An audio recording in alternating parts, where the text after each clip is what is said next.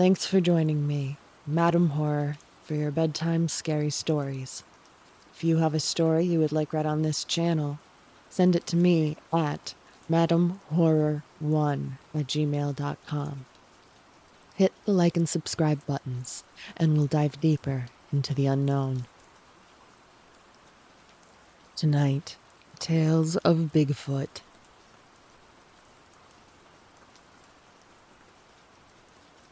In the summer of 2012, I took a job as an expedition canoe guide on the Boundary Waters in northern Minnesota, Pacheco, southern Ontario. These are massive wilderness area of lakes and land. I was working for the Boy Scouts and we were based on Moose Lake on the U.S. side. My job was to facilitate a fun and safe multi-day trip, anywhere from 7 to 12 days out. Most of that summer was typical, but one expedition in particular still haunts me as a result of what happened to us over the course of a few days. Here is the full account. My crew was on the younger side. There were 9 of us in total, the maximum allowed in a group per our permit. There were 6 scouts, 2 adult scoutmasters, and myself. They had wanted to do a 200-miler, but didn't have the physical ability, so we had to amend our route. They were bummed out, so I decided to take them to a waterfall called Eddy Falls. It's pretty flat up there, so a waterfall is somewhat rare, but that decision would end up putting us in the path of something. We visited the falls and camped near to it. That evening I had the boys working on camp setup, while the advisors worked on fire for dinner. I was collecting firewood in a big tangle of downed trees, brush, and bramble. I could faintly hear the falls to my left, when out of nowhere I hear the most unearthly scream, roar I've ever heard. It stopped me dead in my tracks, and I was frozen. The second scream was closer, and the third closer. I couldn't see anything due to the thickness of the brush, but whatever this was, it was coming directly at me. By the fourth scream, I could feel it in my chest. I got nauseous and involuntarily barked at it. I've never before or since heard that sound come out of my body. The fifth scream almost physically hurt, but it snapped me back to reality, and I ran back to camp. My crew had heard it too, but what am I to tell them? I claimed it was a boar. There's no boar up there, and the advisors knew I was lying, but didn't call my bluff. After dinner, they went to the tents, and I retired to my hammock about 50 yards from camp. As a rule, I always set my hammock at my head height, so about 6 feet up. I would use a tarp over my body and head to keep the morning dew off, and the morning mosquitoes at bay. But the tarp wasn't strung up. That's important. It was just loosely over me. It must have been around 3 or 4 a.m. when I was awakened by what sounded to me like a woman sobbing. Not an outright cry, but a sob. At the same time, I'm hearing something walking through the thick brush down past my feet. So I listened, totally still and quiet as it crosses into camp. I could hear the change from brush to granite rock, but could still hear its heavy footfalls as it walked right through camp, and on towards me. At this point, the tarp is still over my head, so I can't see a thing, and I don't know what to do. In no time, it was standing right next to me. I could hear the breathing, loud and congested sounding. I could smell the musk. I could feel its enormous presence only inches from my body, just standing there. Time to make a decision. I suddenly threw the tarp off my head, and as I did this, my left hand touched this thing in the chest. It was dark, but I could make out briefly a very large upright figure. The hair on it was long and coarse. The musculature was impressive. Bodybuilder status pectoral is what I touched. It all happened in a second, and as soon as my hand made contact, it bolted back into the brush with immense speed for such thick debris. By the time I got my headlamp on, it was gone. My crew had slept through it all, so I read until the sun came up and decided not to mention it. The next day, we moved on a few miles towards base camp and camped on a small island. Campsites on the U.S. side are designated by a fire pit and a grumper, which is a fiberglass toilet over a deep hole. One of the adult advisors needed to visit the grumper, so he walked towards it. About 2 minutes later, we heard him yelling, and he came running back to camp, still pulling his pants up, and said he had just seen a gorilla run right in front of him. I asked if maybe it was a bear, and he said absolutely not, that he'd hunted for bear for years, and it was not no bear. It was a monkey, and it was about 9 feet tall. At this height estimate, I'm imagining being back in my hammock. If I touched the chest and I was 6 feet off the ground, that puts the head close to 9 feet up. Was it stalking us? Was there more than one? The boys are now scared. Time to mitigate. I suggest a night paddle. No one's sleeping anymore anyway, so we pack back up and set out around 8 p.m. and paddled the headland for several miles. My plan was to get back on Moose Lake and camp very near to base, so we could be the first crew off water the following day. Moose Lake is connected to Newfound Lake by a small pinch and a channel of water that's not very deep or wide. There's dark woods on both sides. We were right in the middle of the pinch when a rock the size of a basketball came flying out of the woods on the right side and narrowly missed the bow of the canoe I was steering. There's no cliff there. This thing was forcefully thrown at us from the tree line. At this, we paddled like hell. We paddled to the center of Moose Lake, tied all 3 canoes together, and we sat out there all night. With the sunrise, we paddled to base camp and ended our expedition. They did not want to talk about what happened, and I was okay with that. They left for Oklahoma the next day. After they left, I went to work a shift in the canoe yard helping crews offload. My buddy Justin got back that day from a trip in the same area we had been in, Fair Loop, and as I was helping him put a boat on the rack, I noticed he had a distant look, almost 1,000-yard stare. I asked how his trip went, and he said it was all good until they hit Knife Lake/Newfound Lake. He said they were being messed with for 2 nights on Knife, and then had a rock thrown at them in the Newfound pinch. Sure enough, for a solid 2 weeks after that, crews kept coming back from that area with very similar stories. Sure enough, for a solid 2 weeks after, that crew kept coming back from that area with very similar stories. Sure enough, for a solid 2 weeks after that, crews kept coming back from that area with very similar stories. One night, there was a crowd of us guides in the staff lodge swapping trail stories, and these encounters came up one after another. Screams, rocks, sightings of apes. Then, from the back corner of the room, I hear a chuckle. It's one of the old veteran guides who'd been there for over a decade. All he said was, "It's about time somebody else seen one." I asked how long he'd known they were there. He said he's been encountering them for 10 years. Then he said, "They talk to me." This shocked me. "Like a language?" I asked. "No, they communicate telepathically. The less you acknowledge them, the less they'll bother you. But they can read you, and they like it when you're afraid. It's like a game to them." What happened out there is still a big question in my mind. I've always been open to the idea of Sasquatch. Their existence was never a huge stretch for me. But what really sticks with me is the way that veteran guide spoke of their intelligence and parapsychological abilities.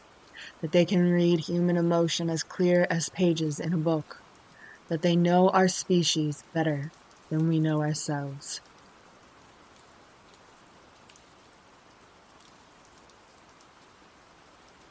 This happened when I was about 2 years old, so around 1977. My grandma's cabin was out in the Cascade foothills in eastern Washington state, near the town of Twisp. It was winter, with temps well below freezing, around 2 to 3 feet of snow on the ground. My grandfather had gone hunting recently, and the overflow that did not fit in the freezer was stored outside on the enclosed back porch, under some galvanized steel watering troughs that were upside down to protect them. Granny heard a loud crash like one of the troughs being thrown over. Grandpa hit the porch light switch, and a huge crash shook the house. He grabbed a gun and ran outside, thinking it may be a bear. The trough was still in the yard. That was the first noise Granny heard. The second noise and the house shaking turned out to be a 4 by 4 inch porch support pillar that got snapped in half like a twig. Whatever it was ran straight through it. There were bare human-shaped footprints 18 inches long leading away into the dark. My dad had my mom, sister, and myself there by 8 a.m. the next morning, a 5 to 6 hour drive in the winter. This story has been told to me at various times of my life by my mom, dad, and grandmother, all at different times, and always the same. My dad and grandpa followed the tracks to the river, where they lost it because it traveled in the shallow water so as not to be tracked. The trail was littered with the wrapping my grandma had wrapped the meat in. It was not torn open, as would be expected, but apparently looked to have been carefully unwrapped. The dogs, one of which was half shepherd, half coyote, were too scared to pursue. My grandmother always mentioned the awful smell as well, that lingered around the porch area for a short while after. According to my dad, this thing was big and heavy. The footprints were sunk so deep in the frozen snow that he could not even match the depth by jumping from the porch roof. Some federal agency or investigators took the hair samples that were left on the 4x4, and I have been told that the test results showed no known animal. Keep in mind this was the late 70s, so not real high tech. I have seen the plaster casts of some of the footprints with my own eyes. They have always struck me as the most authentic I have seen. Not because it was my family story, but because of the one toe. One big toe on one foot. It sticks out at a funny angle, like it was broken and not set correctly before it healed. That seems hard and pointless to fake, just to fool a couple living out in the woods, especially in 1977, in Washington. My grandma has always been convinced it was Sasquatch. I live in the Pacific Northwest on 82 acres, and it's pretty rural. My property backs up into thousands of acres of privately owned timberland. I have one neighbor about 100 yards past my house. We live on a dead-end road that just so happens to end at a cemetery. My property borders said cemetery. A few days ago, me and my buddy were loading up my truck and getting ready to go out and cut some firewood. It was about 5 a.m., so the sun wasn't up yet. I have a few extremely bright LED auxiliary lights on my work truck. I mean, these things light up the night like it's daytime. I was parked facing my open field that has a heavily wooded tree line about 50 yards away from where we were parked, loading up our gear for the day. I had all 6 of my aux lights blasting into the field so we could see what we were doing. The field was lit up like the 4th of July all the way to the tree line and then some. Directly across from my field, across the one-way dead-end road, is my neighbor's house. He's about 100 yards away from my field up on a little bit of hill. He has a perfectly clear view of my field and tree line. My buddy who was with me walked off to the side of my truck to pop a piss and get rid of some coffee. I was walking toward my shop to grab more gear, and I hear this weird screeching, howling sound. At first, I thought my buddy was dragging something across the metal flatbed of my truck. I turned around to ask him what the heck he was doing, and he's staring directly into the field towards the tree line. I look where he's staring and I see something dark colored hauling ass into the tree line. At first, I thought it was a black bear, pretty common around here. Then I realized it's walking on 2 feet, with arms swinging by its side, taking huge strides. As quickly as it appeared, it disappeared.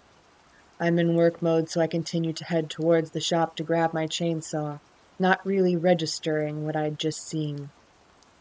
All of a sudden, my neighbor's truck comes tearing out of his driveway. I'm thinking, darn, Jade is in a big hurry to get to work this morning. He comes flying into where my truck's parked and bails out of his truck and says, "Did you see and hear that?" Before I could respond, my buddy says, "Dude, what the heck was that?" My buddy looks scared. It all finally registers in my brain, and I say, "What was that howl scream? And what the heck was that thing running into the woods?" Neighbor Jade says, "That was a Bigfoot, dude. No way it was a bear. I watched it well into the tree line, and it stayed on 2 feet running like a human man." My buddy confirms this by nodding his head, and he's still as white as a ghost. Around 5 a.m., I have heard the same howl yell on several occasions, witnessed by other people as well. Sometimes I can hear what sounds like big sticks hitting something. I'm guessing a tree since it has that solid thud sound. Oddly enough, there has been a story I've heard from multiple people out here about 8 foot tall man.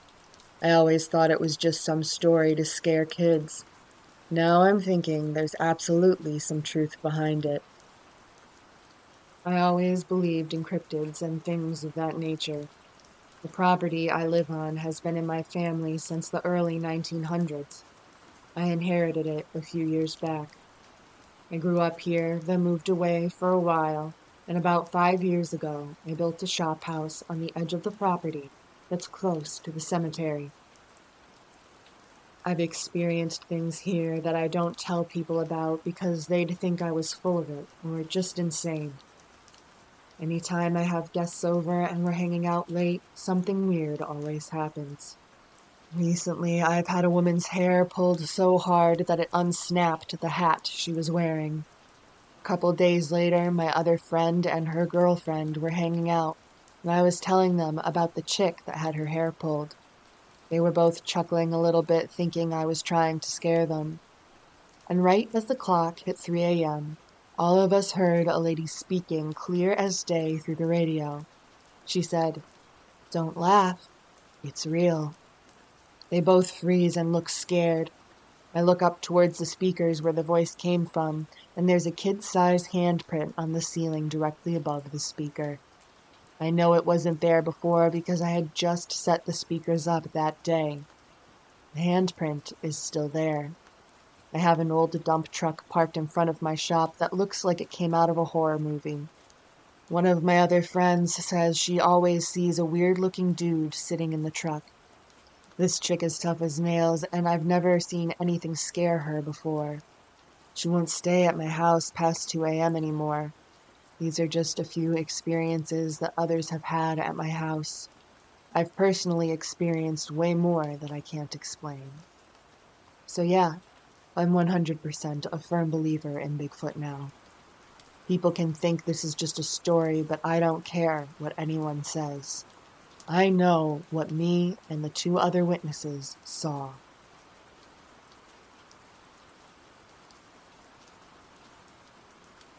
I live in northern Wyoming. No, we don't ride horses wherever we are going, even though I have seen people do it. But I'm getting off topic. My mom and her boyfriend at the time were dating, and they've been together for a while, so it felt right to consider him family. So they were talking about going to the cabin, or just bring the trailer up and camp. I preferred either because there was so much to do, specifically having an imagination of a child. They decided to go to the cabin, and I proceeded to ask if I could bring a friend. They fell in and said yes to it, and thank goodness they did. Who else would have believed what we saw? We picked my friend up. His name is going to be Greg for privacy reasons. We started our way up the mountains. Greg and I were talking on what to do up there and having fun for an entire weekend. As we got there, it was around noon. My mom made sandwiches for lunch and kicked us out for the rest of the day. As we were trying to find something to do, we proceeded to grab sticks and pretend we were in some Call of Duty. As it started to get colder and the sun was about to set, I showed Greg where the treehouse was. The treehouse was just a platform with a 2x4 holding it up, 3 trees on each corner, with an opening where a makeshift ladder was. As we were sitting there, we were talking about school and things that were going on. All of a sudden, Greg stopped talking. I felt an odd feeling fill my body. I looked where Greg was looking. I saw a creature that stood 8 to 9 feet tall.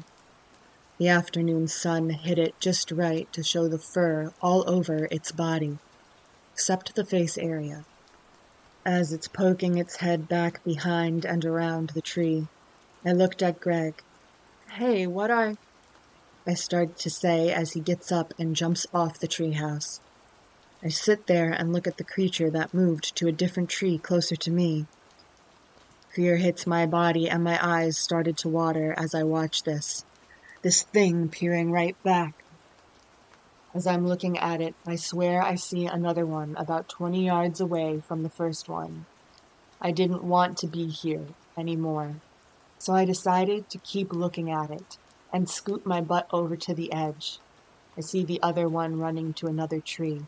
Jump. I pick myself up and sprint toward where Greg sprinted off to.